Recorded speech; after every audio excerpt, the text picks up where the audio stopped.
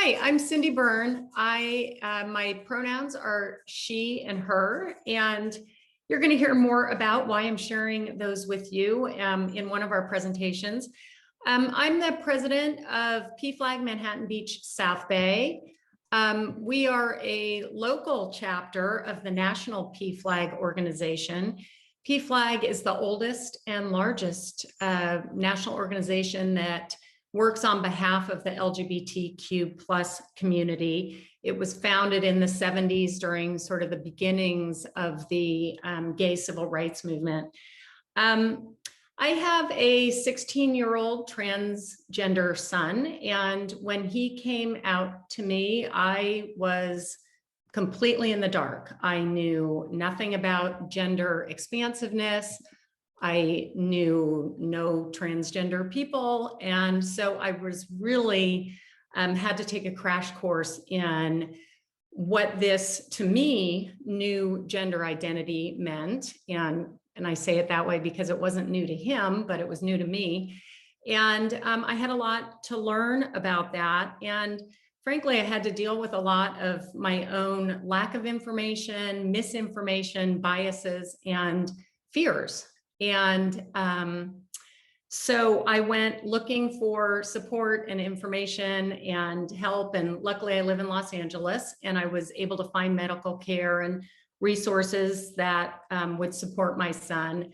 But when I looked locally, I really found very little in the way of resources or in the way of visibility. And I felt like that was really important because I and my family both felt rather isolated. So I was really lucky, and I happened to meet up with a group of women who lived in my community who all had gender diverse, transgender kids.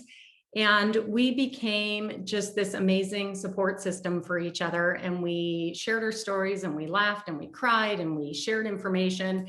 And really, we just normalized the idea of having these really unique kids in our lives. And we're able to really come to terms with it and appreciate the blessings that our children were bringing into our families and to ourselves personally. And it was from that our PFLAG chapter sprang up, because we decided, gosh, everybody should have access to this kind of a support system. And so 3 years ago, we founded our local PFLAG chapter, PFLAG Manhattan Beach, South Bay. We provide education, advocacy, and support on behalf of our local LGBTQ plus community. So we present speakers presentations like this to businesses and civic organizations and schools. We provide a lot of education to both our members and who are, facing their own learning curves as their kids come out to them. And most importantly, we hold 2 support group meetings a month where we bring together our community of LGBTQ plus people and their families, their loved ones, allies, professionals, all of that. And we share personal experiences where people are able to ask questions, share their fears, share their concerns, their doubts, absolutely anything, in a forum where they know they will not be judged, and where they're going to be just putting themselves out there to a group of people who share similar experiences as they do. So I was excited to meet Denise at our local hometown fair, which is kind of a big community gathering where, which is one of the types of things that we do as part of PFLAG, and just making ourselves visible to the community and in providing information. And she asked us to be here today and just talk to you guys about what we do, and share some information about personal experiences and about understandings around the ideas of gender. So today you're going to hear from 3 of our PFLAG board members. First, you're going to hear about our evolving understanding of gender. It's no longer black and white gender binary like I was brought up with. It's much more evolved and expansive now. And that also prompts us to, change and evolve our use of pronouns to take note of that. So you'll hear about that. Then you're going to hear some personal experiences about transitioning in the workplace. And you're going to hear from another parent who's has a trans son who he's now taking that personal experience of parenting into his own workplace to help educate and support. So that's kind of just a broad outline of what you're going to be hearing today. So first of all, I'm going to introduce to you Linda Reeves, who is a member of our board and one of our co-founders of our PFLAG chapter. But most importantly, she identifies herself as the proud mother of a gay son. And she'll be speaking to you today about gender because she has a deep understanding from her work as a licensed marriage and family therapist with a specialization in working with LGBTQ plus clients, couples, and families. She operates a private practice called Beach Cities LGBT Therapy in Manhattan Beach. And she also runs the PRISM Institute, which provides LGBTQ plus affirmative education and training to clinicians and businesses. So Linda, take it away. Thank you, Cindy. Can you hear me? We can. You can. Okay, great. We hear you. Okay, I just didn't want there to be any other technical issues All good, this morning. Linda. Okay, so thank you. Let's go ahead and advance the slide. I always like to start with this quote by philosopher Eric Hoffer. In times of drastic change, it is the learners who inherit the earth. The learned usually find themselves beautifully equipped to live in a world that no longer exists. So thank you for being here today. You are the learners, and will hopefully walk away from this talk today with new perspectives and insights that you can share with others. And by doing so, by passing along this information, you'll be making the world a safer place for transgender and gender non-binary, gender diverse individuals. We can go ahead and advance the slide. And I've got to advance mine here too. Let's start by making clear the difference between sex and gender. Go ahead, Corson, or right, advance the slide, please. Sex is a biological construct, right? I'm not talking about sexuality, who you're attracted to, right? I'm talking about the attributes that characterize what our culture labels as biological maleness or femaleness. Our sex is comprised of sex-determining genes, chromosomes, hormones, and anatomy. And the determination that leads to the gender label that we're given, right, is based on whether or not we have a penis. This is what the doctor looks for when the baby is delivered, without knowing anything about the infant's internal reproductive organs, the hormones that'll come online when that child enters puberty, the hormone receptors that will do something with those hormones, or the doctor has no idea how the brain will develop. But we're labeled anyway, right? We're given this label solely on the basis of our external physical anatomy. Please go ahead and click again. Gender is different than sex. Gender is a social construct. All the attitudes, feelings, and behaviors that a given culture associate with a person's biological sex. And in a minute, I'm going to talk about just how dynamic that social construct really is. But every culture has rules about gender expression, how gender identity should be communicated to others, right? What kind of name you have, what pronouns you use, what your style of dress is, your interests, how you behave. That's gender expression. Gender roles are also unique to each culture. The behaviors, the attitudes, the personality traits that a society in a given historical period designates as either masculine or feminine. Men can be stereotyped as aggressive and assertive and strong or dominant, emotionally reserved, These are stereotypes, of course. Femininity or femaleness, right? Women are nurturing, dependent, and passive. And depending upon what culture you live in, it's going to influence your gender identity, right? Which is the individual's personal sense of self. So what I'm trying to make clear here is that there's a real distinction between biological sex and gender identity. And we're seeing that distinction become greater and greater as history continues to unfold. You can go ahead and go to the next slide, please. So let's talk about gender identity terms. We're just going to keep it kind of basic this morning with 3 primary terms. We live in a culture that is, based on the binary, male or female, right? Masculine on one side, female or feminine on the other. These are distinct and separate. It's either or. It's how we make sense of the world. And by having this binary, it really simplifies the either or of daily life. Approximately 99% of the population puts themselves in one of these 2 boxes. So people whose identity, gender identity, their experience of their identity, feels the same as how they present, right? How their external genitalia present, how they present their gender through their dress and their name and their pronouns, would be considered a cisgender person. I'm a cisgender woman. I use she, her pronouns.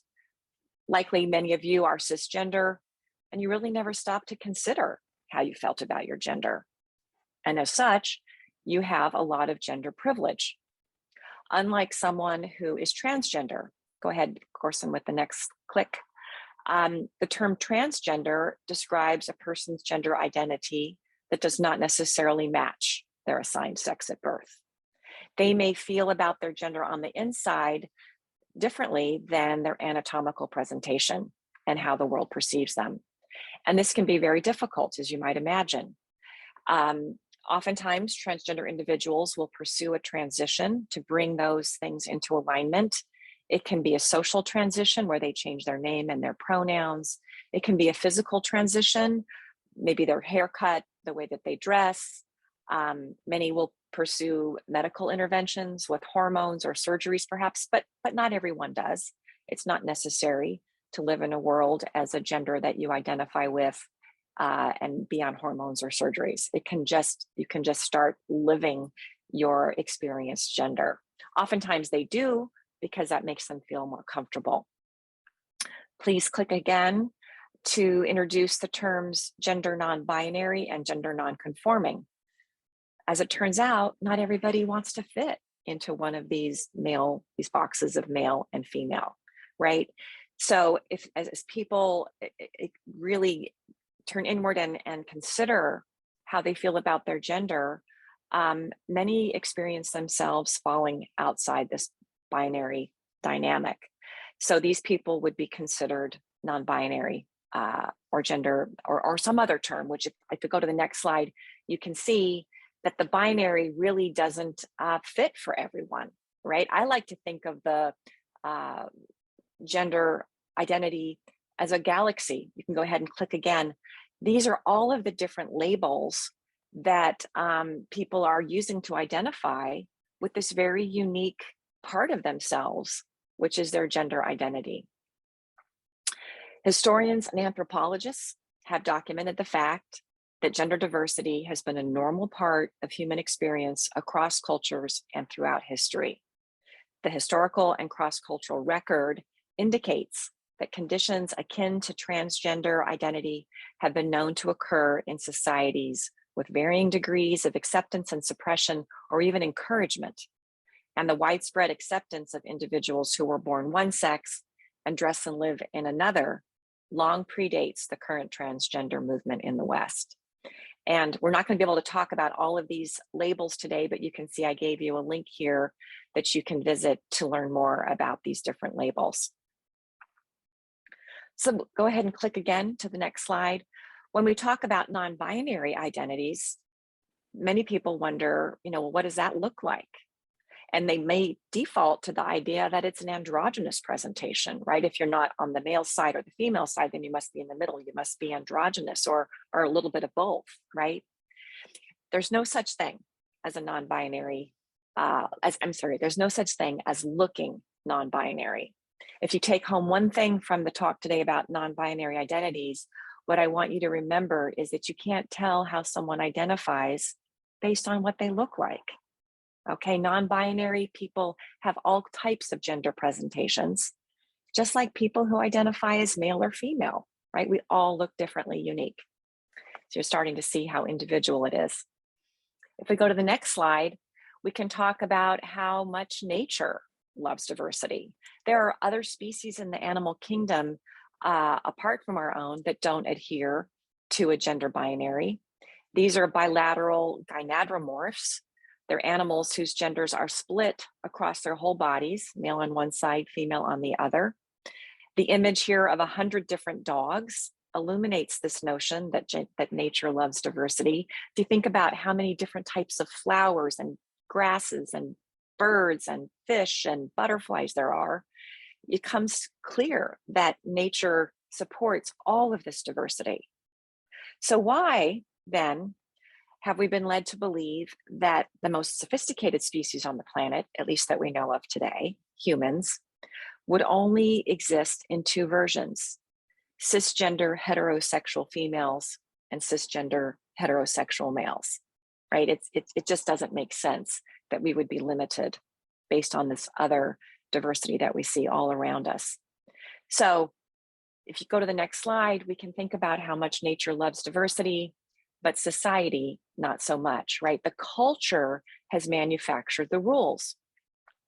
If we advance again, we can remember how natural it is, advance the slide, please, for children to explore their gender. It's a natural and normal part of development, right?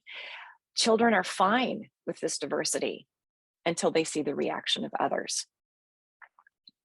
So the gender revolution on the next slide kind of speaks to the way that our culture has been defining what we know about gender, what we can or can't do, right, based on our gender. So the founding fathers, right, in the late 1700s, these were men who wore powdered wigs, ruffly shirts, ruched cheeks, funny pants, and pointy-toed shoes with big gilded buckles. These were the most respected and powerful men in the nation, but they dressed like that. The suffragettes in the early 20th century were fighting to break out of oppressive gender constructs, and they fought for the right to vote, right? This was a gender right that we had to fight for. Again, in the 60s, we saw males defying cultural conventions. They started wearing their hair long, pierced their ears, wore jewelry, carried shoulder bags. The feminist movement was another huge step forward in the gender revolution. Women again defied cultural stereotypes. They started wearing pantsuits, stopped wearing makeup, they let their underarm hair grow, right? Feminism was really born at this time, and a core tenet of feminism is that biology does not and must not equal destiny.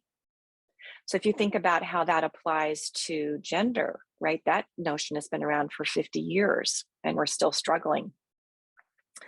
The next image talks about how constrained we've been with gender roles. I can remember it being a big deal when I had my first female doctor, right, or when we started seeing male nurses showing up in the doctor's office. The gender revolution embraces the idea that women and men should not be held down by these traditional gender roles. And of course, when Sandra Day O'Connor broke through the glass ceiling to become the first female judge in the Superior Court, the Supreme Court rather, we saw that anything might be possible, which really brings us to the current day, and another major shift in the experience of gender. So I kind of want to place where we are today in time so that you can understand that this is just a natural next phase, right? All of the gender fluidity that we're seeing, people being able to step into their authentic gender in a world that's becoming a little bit safer, is just part of this continuum of the gender revolution. So this data from the Williams Institute depicts just how prevalent it is. These bar graphs show that 0.7% of youth age 13 to 17, 7% of young adults age 18 to 24, 0.6% of adults age 25 to 64, and 0.5% of adults age 65 and older identify as transgender. So that makes about approximately 150,000 youth and 1.4 million adults identifying as transgender in the United States. Okay, we're going to shift to pronouns now. It goes without saying that language is invaluable. It's how we express ourselves, and it has a huge impact on how we see ourselves and construct our identities. This is why getting someone's pronouns correct is so important. There's been a shift away from the term preferred gender pronoun. If you have that on any of your forms, you need to delete the word preferred, because our pronouns are just our pronouns. It's not that we prefer them, it's just that they are, right? The most common pronouns are he and she, and they, right? They is a gender neutral pronoun. It's actually now in the dictionary. In September 2009, Merriam-Webster added a new definition of the word they, declaring that the pronoun may be used to refer to a single person whose gender identity is non-binary. So it is official. It's not just that people are, making this up. At first, using the they, them pronoun may feel a little bit cumbersome or uncomfortable, but we actually default to using they, them all the time. If you think about if someone asked, if you ordered a pizza and someone's asking you, what time is the pizza being delivered? You might say, they're going to be here at 9 o'clock, right? We just refer to someone that we don't know their gender with they or them. Oftentimes people, you might see in someone's signature or their Zoom identity, the use of two different pronouns, right? She/they. What does that mean? Well, that might be someone who is feminine non-binary, right? They non-binary, but they still prefer to have a more feminine expression of themselves. So they're comfortable when people use either she or they. So if you were interacting with them or if you were writing about them, you would use those two pronouns in an intersperse, you differ as you move through the conversation. The lower part of this graph shows neopronouns, right? These are a category of pronouns that are used in place of he or she or they, right? Many times non-binary people in different regions of the world, right? Where in Western cultures in America, they, them happens to be very popular, but in other parts of the world, some of these others are more popular. And I've even had clients who have created their own pronoun that is completely unique to them. So this is how we start to understand pronouns in the way that they're conjugated in various grammatical constructions. If you go to this URL here at the bottom of the slide, you can practice constructing and conjugating the pronouns in different grammar. So the next slide, then we'll talk a little bit about how we put this into practice. The first thing I want to say is don't panic if you mispronounce somebody's pronouns. If someone trusts you well enough to share their pronouns with you, then you should feel comfortable asking for clarification if you need it. For example, if you saw in somebody's name tag or signature, XE, you might say, hey, I want to make sure I'm pronouncing that right. Can you tell me how you pronounce it? Right? Just, it's just kind of like if someone had a name that looked, had an unusual spelling, you'd ask them how to pronounce it. What do you do if you don't know someone's pronoun, right? I warned you that you don't want to make any assumptions about someone's gender based on just how they look, right? So if you're meeting someone for the first time, I might say, hello, my name's Linda. I use she, her pronouns. What pronouns do you use? It's kind of like saying, hi, my name's Linda. What's your name? Right? So it's just a very, easy, comfortable way to get that information out into the open. When there's people around you, or if you're in a group, you would never want to single out someone individually to share their pronouns, right? That would really put them on the spot and maybe, out them inadvertently, which could maybe be unsafe for them. If you're in a situation where you don't know another person's pronouns and you're going to have to refer to them, right? If you're in a group setting, you're in a meeting and you're referring to someone, you just going to go ahead and default to using their name, or you might just use they, them, which can be a general term, a general pronoun, so that you don't mess up and inadvertently misgender them. If you hear someone use incorrect pronouns for someone else and you're in a group, don't point it out, right? You're going to want to make sure that you use the correct pronoun when you refer to them. And then you can always correct your colleague later in private. And then that big question, what do you do if you mispronounce someone, right? Which I have done. It happens. We're just human. You just don't want to make a big deal out of it, right? Apologize, correct yourself, and move on. I think the most important thing to understand is you may feel flustered, but the more attention you bring to yourself or to your mistake, the more attention that you're giving to that person, which they really don't want. I had a question shared with me before the presentation today about how to refer to someone who may have transitioned when you're referring to them in the past, right?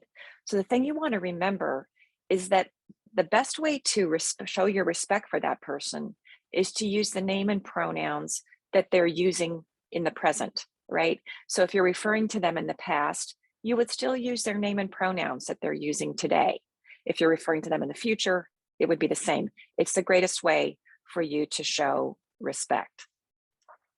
Another thing I want to just address is the pronouns that we use in speech. You know, we oftentimes will say you guys, and what I want to remind you is that if there's someone in the group who's maybe still closeted, not ready to come out, or very proudly out with their female identity, you know, referring to them with a male term of guys is not going to be very respectful or comfortable.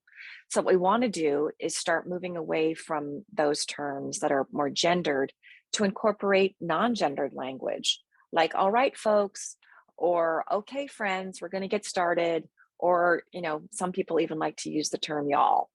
So that's something to keep in mind, especially when you're hosting groups and working as a role model to try to get rid of some of that gendered language.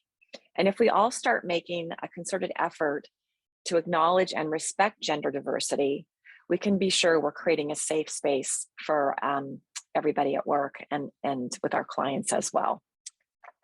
So I'm going to go ahead and just let you take a quick screen cap, if you like, of these wonderful resources and turn it over to Catherine. Actually, I'll introduce Catherine briefly, Okay. but the one Great. thing I did want to say is the parent of a trans kid, just referring to that particular question you had about talking about someone in the past and which pronoun to use for them.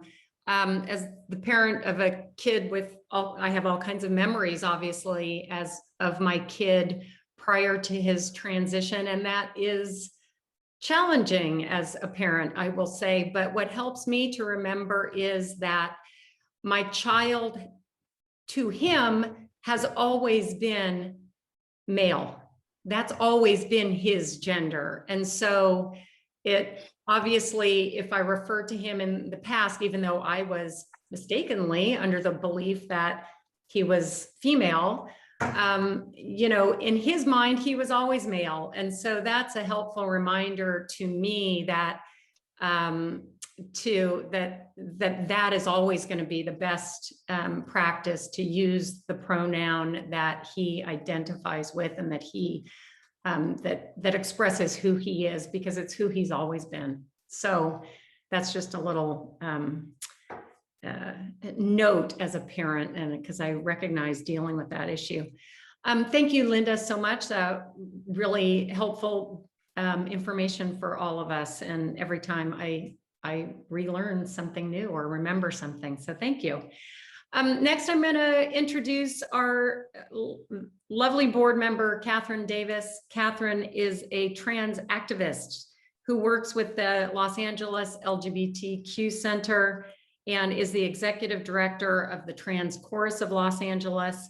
And we're happy to say she also finds time to serve on our PFLAG board and to attend our many support group meetings where she shares her hard-earned wisdom from her own transition. So I'm going to introduce Catherine, and Corson, if we can stop sharing this screen, Catherine's going to share her screen now.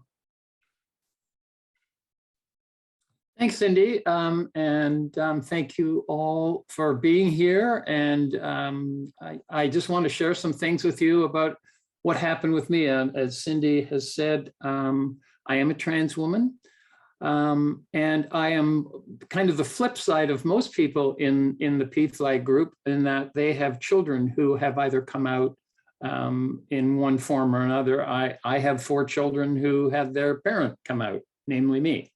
So I'm going to just go through some things with you right now to share a little bit about my experiences, what my life was like, and how I have come to be where I am now and what's going on. So hang with me for a second as I try and do this. There we go. Just to give you a little bit of background, I want to talk about living authentically in the workplace, and which is not an easy thing at times, but it's certainly something that is important to us. A bit about my background. I knew when I was 3 years old that I was a girl. I used to dress in my sister's clothes, and my mom would say, "Why you keep doing that?" And I say, "Well, I'm going to be a girl when I grow up, and I want to look pretty." And my parents said, "No, you're not, you're a boy." And fortunately, I had 2 older brothers who would tease the heck out of me. And I kind of credit them with my survival, in that I said, "All right, enough, you can't bully me. I'm going to be is good and better than you, and I'll do lots of things." So I buried myself in a lot of activities around sport, around music, and around education. Just a little background. I did an undergraduate in physical education at the University of Toronto, a master's degree in exercise physiology at the University of Montana. So I was studying human movement, sport, and everything, and I did my PhD at Penn State.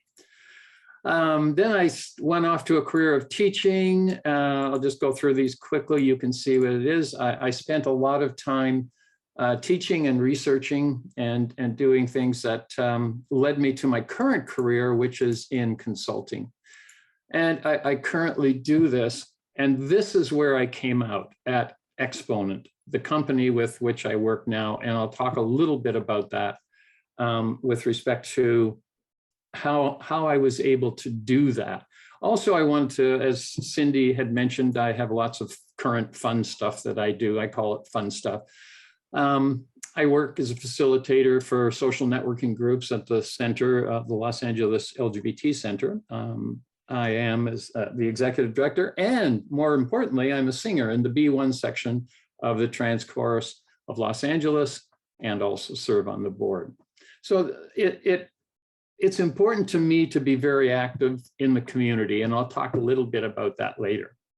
But moving on, I wanted to give you a little background. As I said, music has been an important part of my life, and a friend of mine came to me. She's a young woman, her name's Maggie Szabo, and she created a song called Rebuild, which is after you've been through something, rebuilding your life into what it is. And she wanted to use my life as an example of someone who had gone from one particular area and transitioned or moved into another area of their life.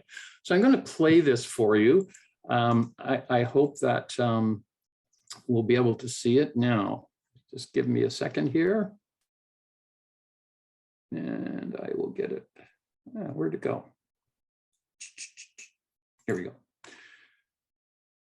So you'll see some pictures of me as I've transitioned through my life, just to give you a background. Catherine, we're still seeing your slides. Okay, let me put this on hold then.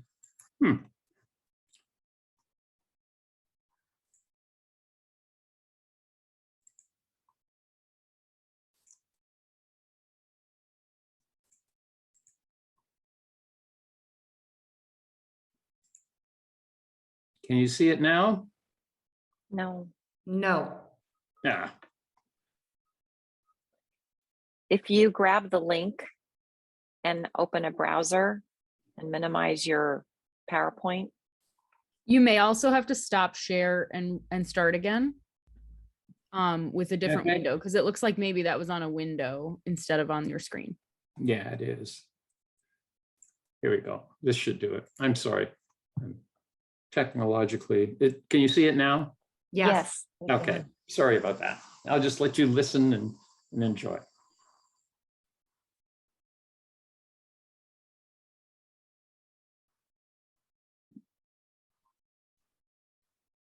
I'm not hearing anything, Catherine.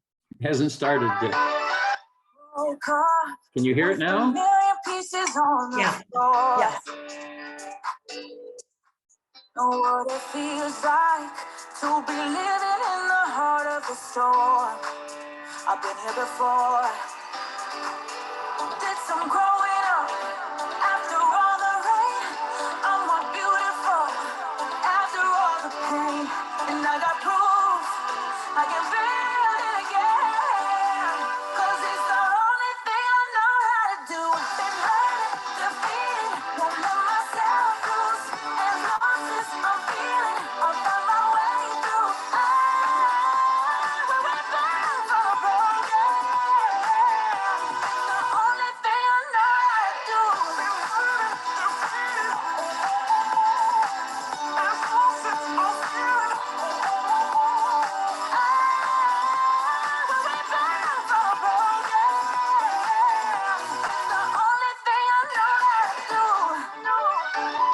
Thankful for the mountains I've learned how to climb.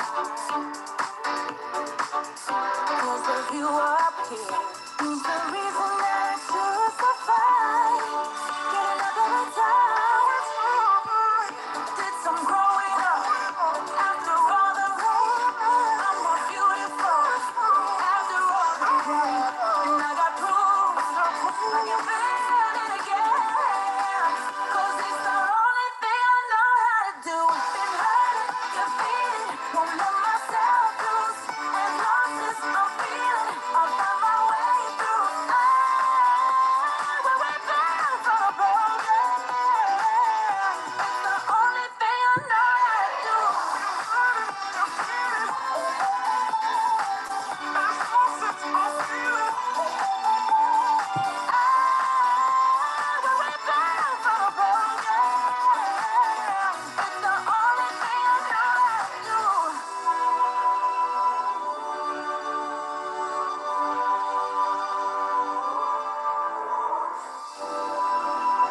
More beautiful after the pain.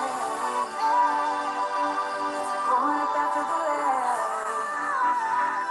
And I prove I can do it again. 'Cause it's the only thing I know how to do.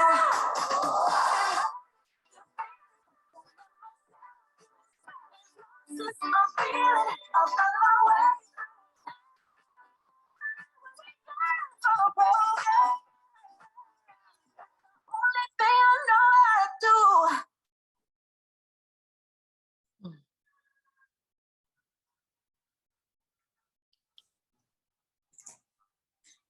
Okay. Well, I hope you enjoyed a little interlude there.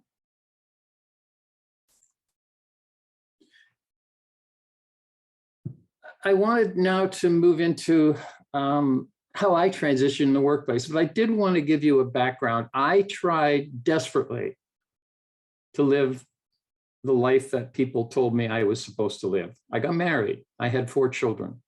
I worked hard at it, but in the back of my mind, I just wasn't where I wanted to be.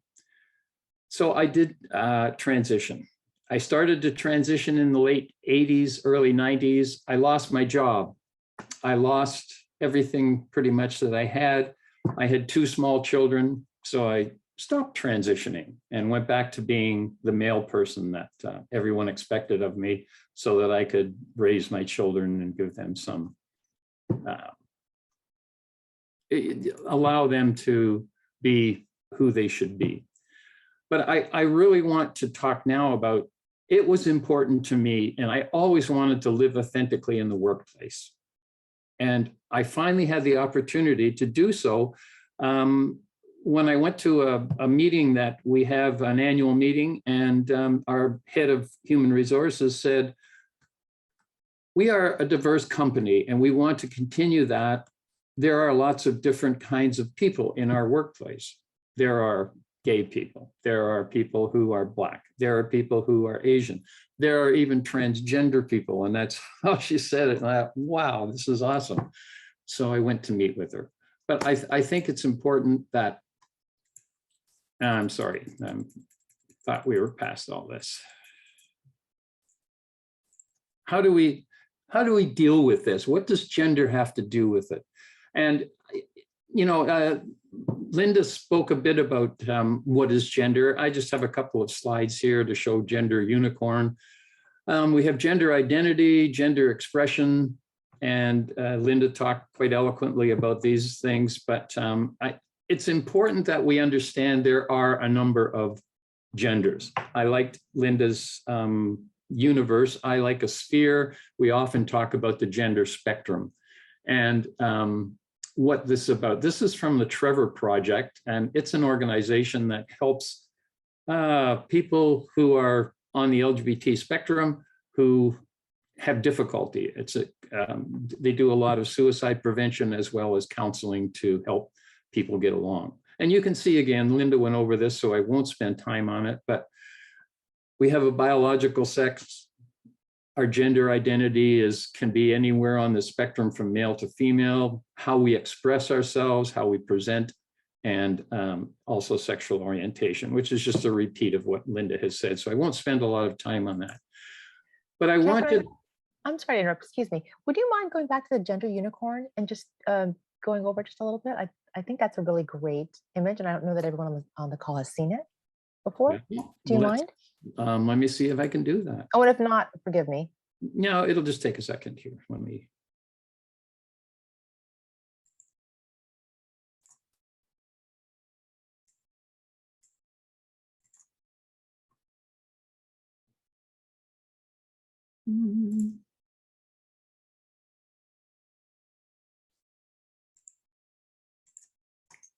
All right. It doesn't like what I'm doing. I'm sorry. Can I? Well, I did it now. Sorry about that. That's okay. There it is. There's the gender unicorn. That's what you wanted to see? We're not seeing your screen, Catherine. Oh, goodness gracious. We're having so much fun. I can't remember why is it not sharing that?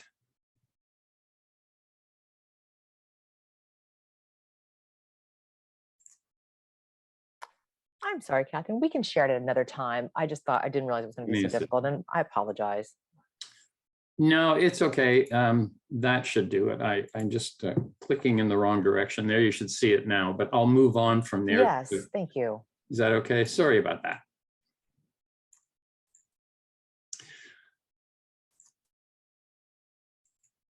So, how do you transition at work?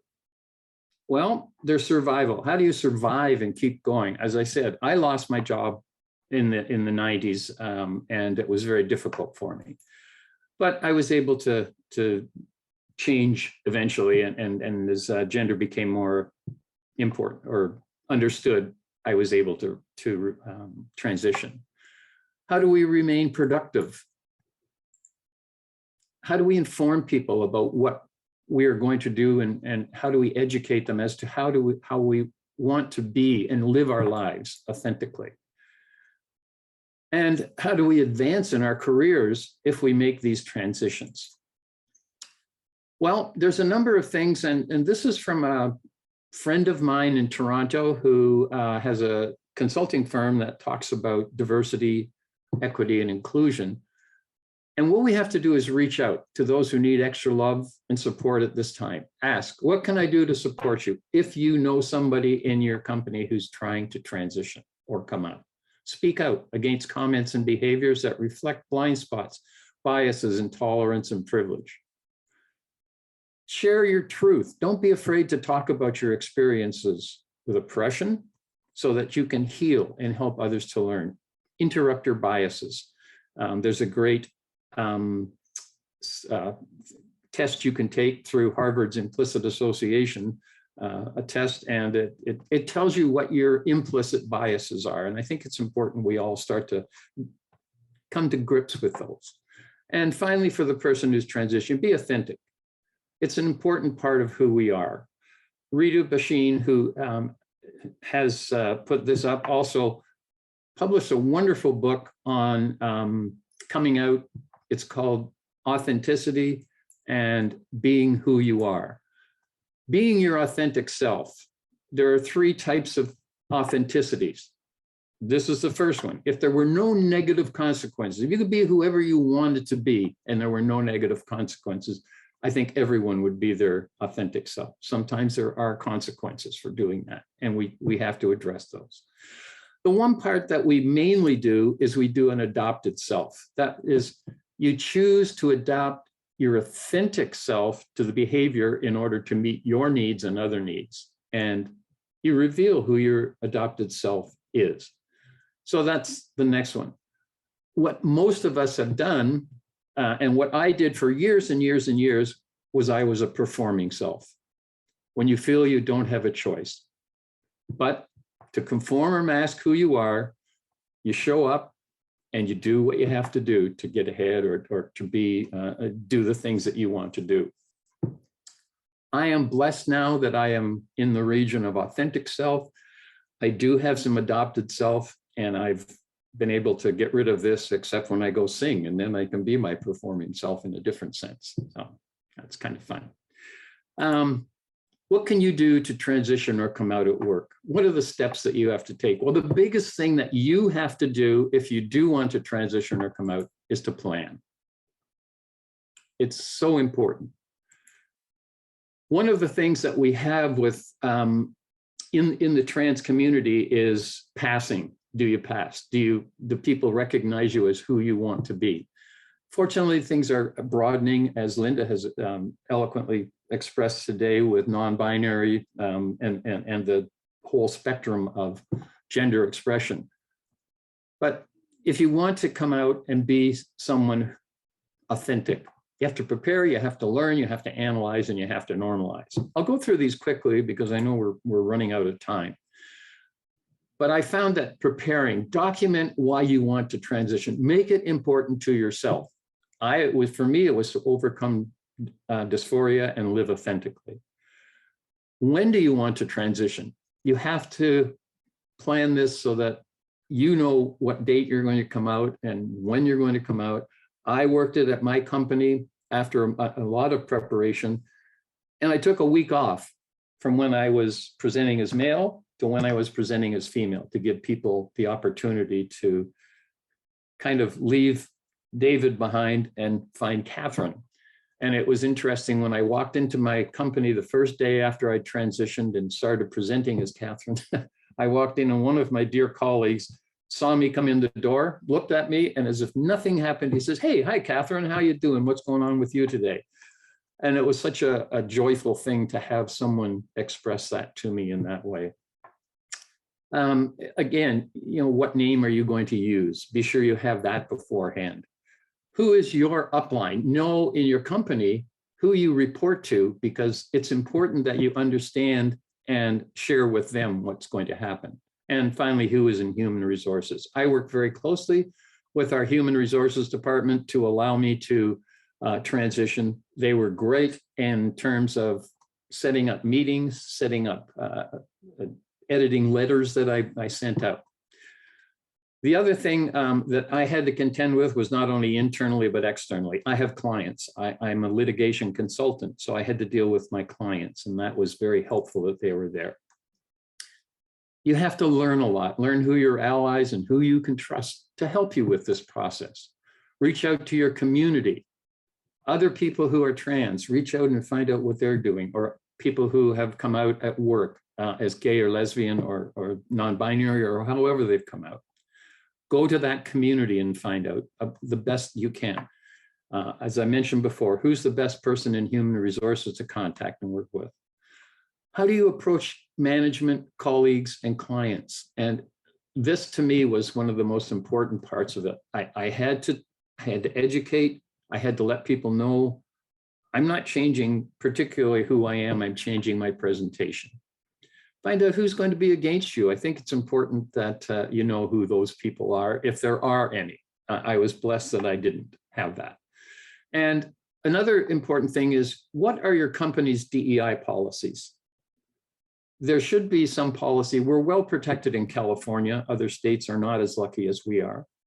But we do have to, keep our companies apprised of diversity, equity, and inclusion, and have them develop something.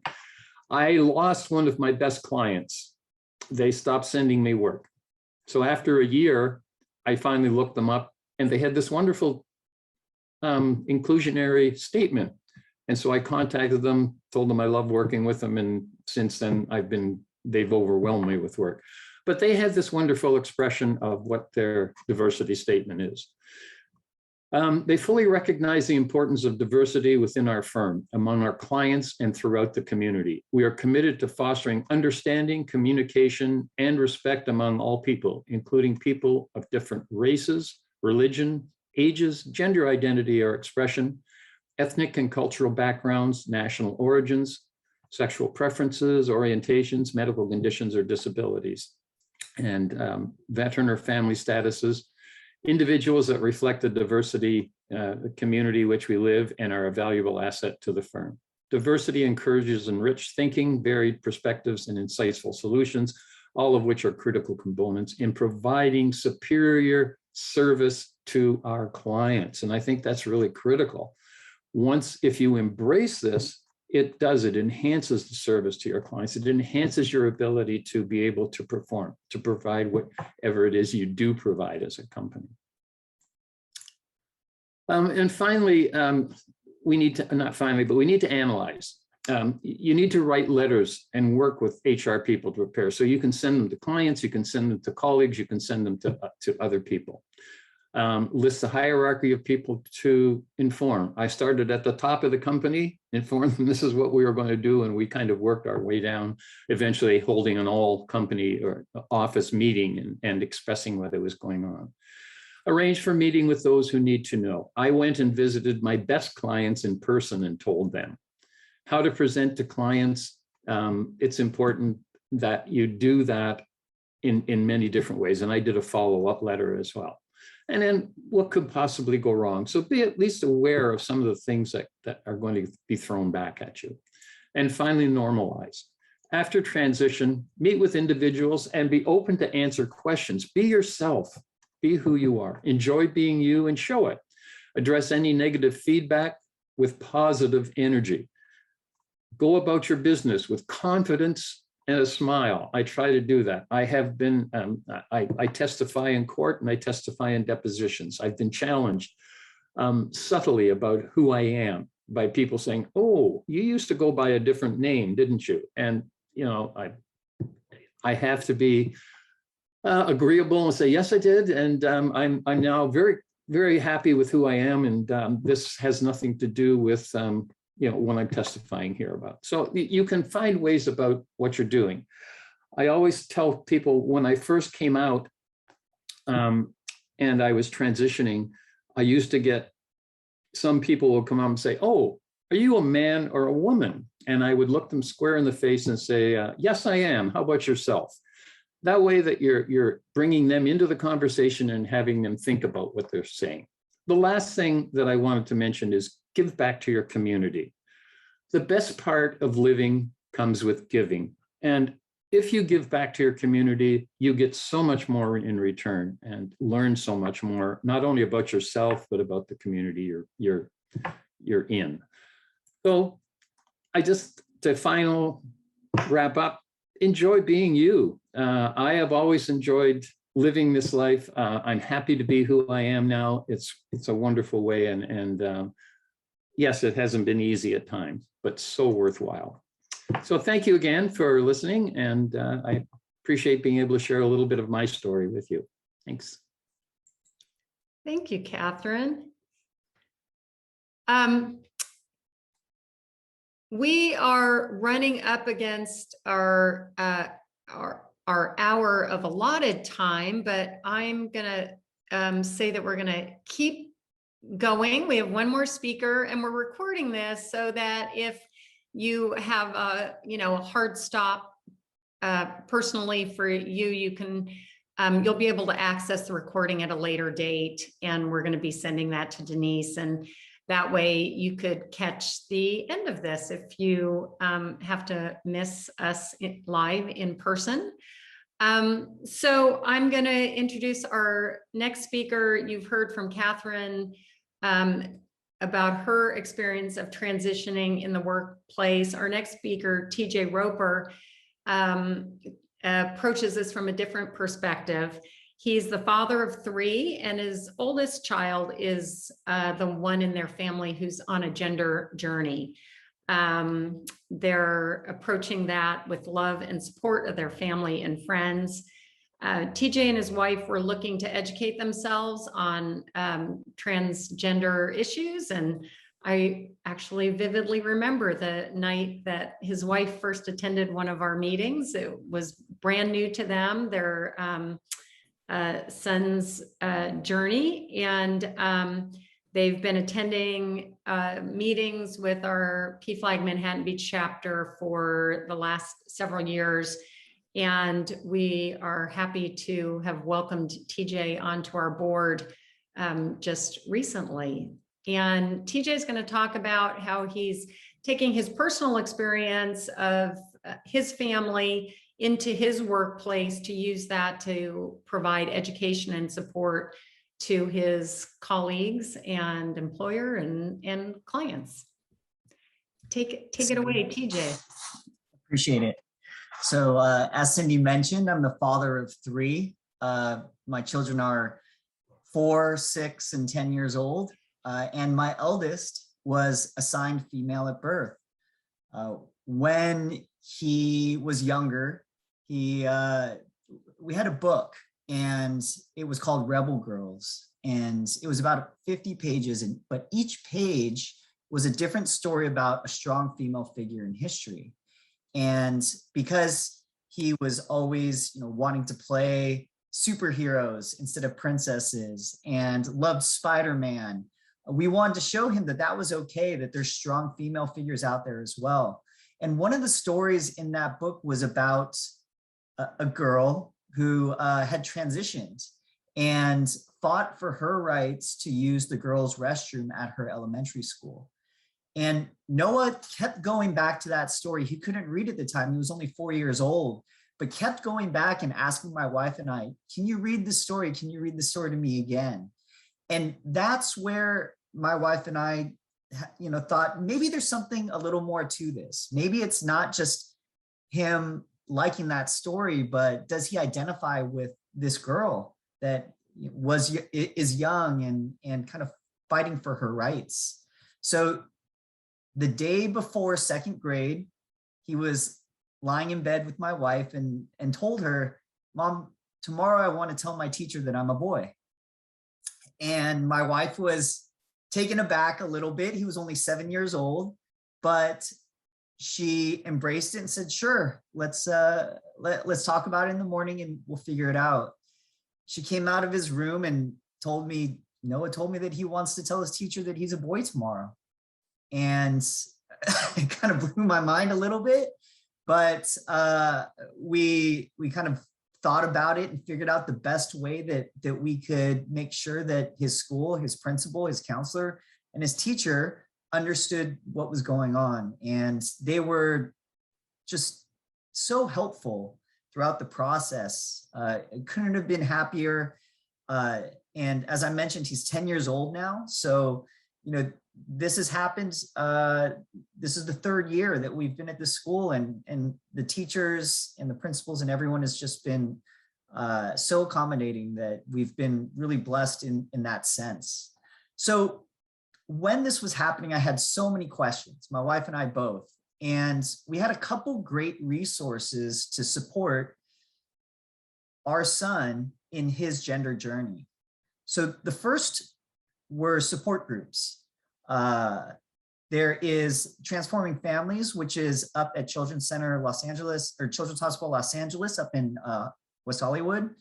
And they were a great resource for us to learn more about what does this mean, help answer questions, identify resources, books, websites, people that we could talk to in order to learn more about Noah's journey and answer questions that we had.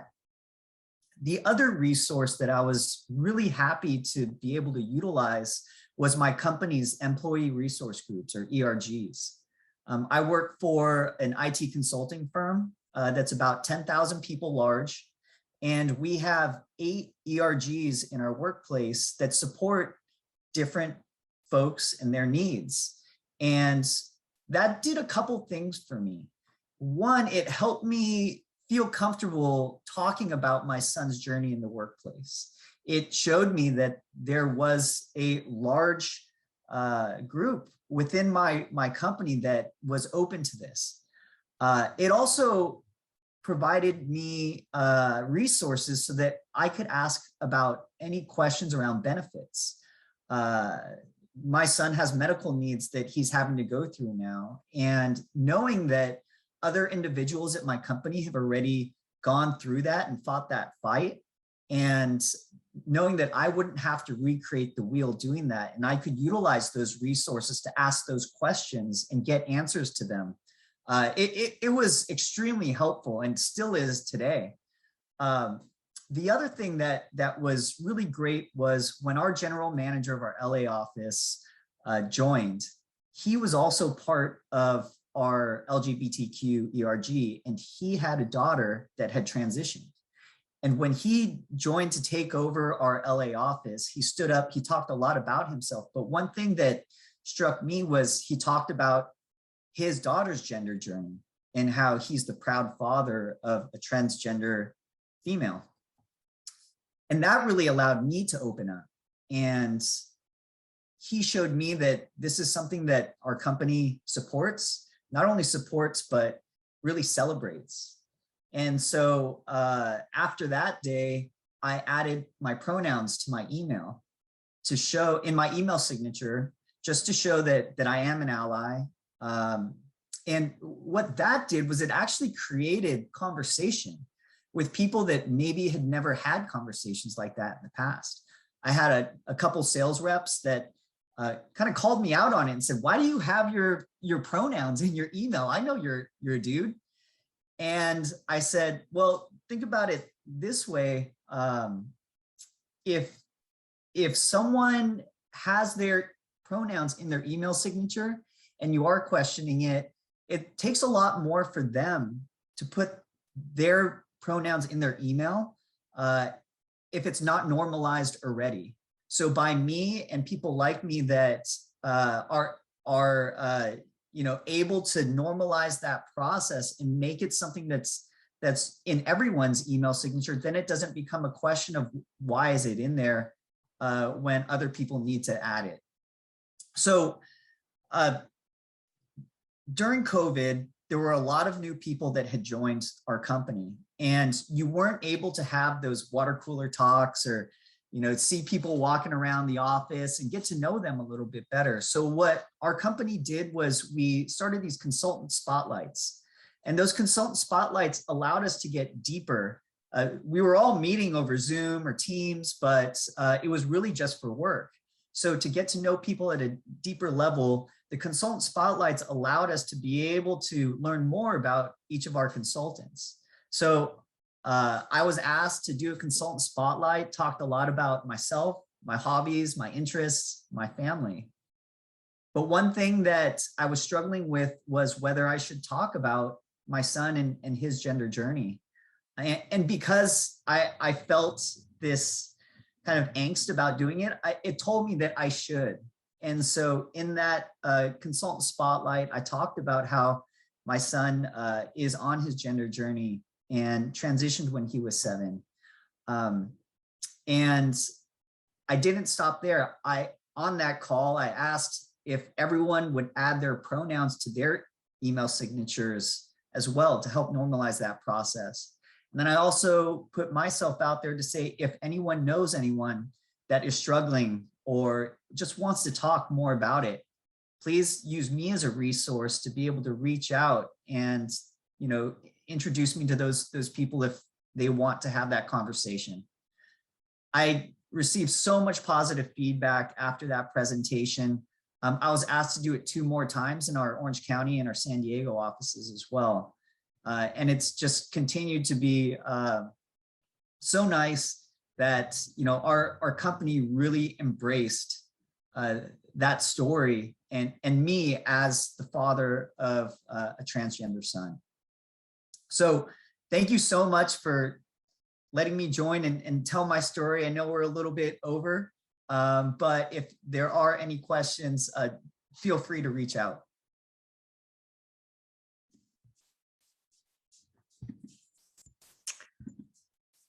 Well, thanks, TJ. And thank you, everybody. And thank you to Denise for giving us all the time to present to you. I don't know if anybody has any questions. If you had some other questions, Denise, that you wanted to highlight now, or. Absolutely. First of all, I want to say thank you to everybody for coming and speaking. I think it's really great that we have all these different perspectives and all the information. And thank you so much for recording this. We will make sure that this is available for folks that weren't able to stay or weren't able to attend. Really a great presentation. And I see from the chat that we've actually reached some folks. I know we had some questions before. I've had some private discussions with folks about why pronouns are important. And I already see that some people understand it. So I really love that. I actually think that in the presentation, we addressed most of the questions. And I know if folks have to leave, please feel free. Thank you again for your time and indulging us, and everyone here speaking. Thank you again for your time indulging us. There is one thing that I think we addressed, but I want to press on it just a little bit further. We got one question. I'm actually going to read the question because I think the whole thing kind of speaks to the point. The question is, for the purpose of this question, I'm a gay cisgender male. I've seen allies who list their preferred pronouns in emails and or mention them at the start of meetings. As someone who clearly presents as my preferred gender pronouns, and since I don't really care which pronouns someone uses for me, and the parenthetical is, as a gay man, I get called she fairly often by friends. I feel my doing this would be using up valuable pronoun time, stating the obvious. There's only so much time in the day to talk about pronouns. I feel that time could be better used by those who actually feel strongly about clarifying their preferred pronouns. Am I being a bad advocate? TJ, you touched a lot on this with your presentation, but I wanted to kind of touch base on this a little bit more because I think that it's a point sort of worth driving home. Does anybody mind kind of addressing this question a little bit again? I'll speak up and chime in. I agree with what TJ said, and it's really about normalizing it. Just imagine if there was someone who just recently come out and they had been recognized in a previous gender the way Catherine was describing, and now they're the only one in a meeting that has their pronouns on their screen. They're putting the spotlight on themselves at a time when they probably would rather just blend in, right? So by everyone putting their pronouns in their signature or on their Zoom screen, it normalizes the idea, like I said in my part of the talk, my name's Linda, I use she, her pronouns. What is your name? What are your pronouns? It just becomes, we all put our names up there. Why not put this other part of who we are on our screen so that it normalizes it, and the people who are transitioning or have recently transitioned don't have to feel that they're in a spotlight. I'm going to use an example. I'm a divorced woman. People used to know me with a different last name. If I was at work and I was putting my new name and then in parentheses my old name, right, everyone would be like, oh, she's the one who just got divorced, right? It's like, it's just like who we are. It's part of our identity. We just put down our name and our pronouns. It's just a new way of being in the world. Thank you. Oh, Catherine's got her hand up too, please. Yeah, I think it really, really lends itself to being your authentic self. It really does allow you to express who you are in a more subtle way than your physical appearance, but it does allow that.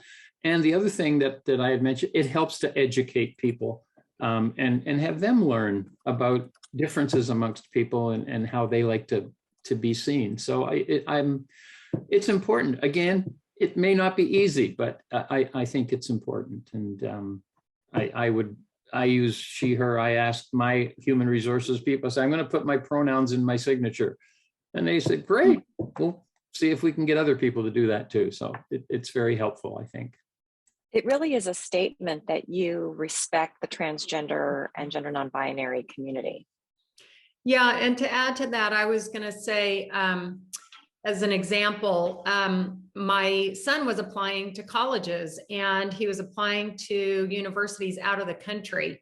And I had no idea how his being transgender would be received in other countries. And I remember when he was accepting his position, and I received an email from the student liaison at the university, and she had her pronouns on her signature block. And that just gave me so much comfort. It just sent me a message that I'm aware of this. I respect this, there's support for this idea here at this place. So I think it does send an important message to people who see it. Thank you for that. As one of the actions we're planning on doing here as well, as I've wanted to encourage folks to include our pronouns on our auto signature. Not required, because of course there may be people that aren't comfortable yet, and they're making a decision. But we do want to make sure that that I encourage people. And so one of the questions that we have that was really more addressed to us, but I want to make sure if that person is on this call, they know that we are aware of it, is how do we push change in the office for things like the option to include pronouns? We are working on getting it actually the ability to change it on our Teams platform. I'll just say very candidly that our overall parent company doesn't allow for us to make that change. I just don't have an option to be able to do it. But I will be sending out kind of an email request suggesting that people do include their pronouns and some further information about that. We have one more question I hope that everyone will indulge us with. I think it's an important one as well that I don't think was as much addressed on this call. And it is, how do you educate people about the asexual spectrum? The ace community often gets passed over when discussing sexual identity. Does somebody want to take that question?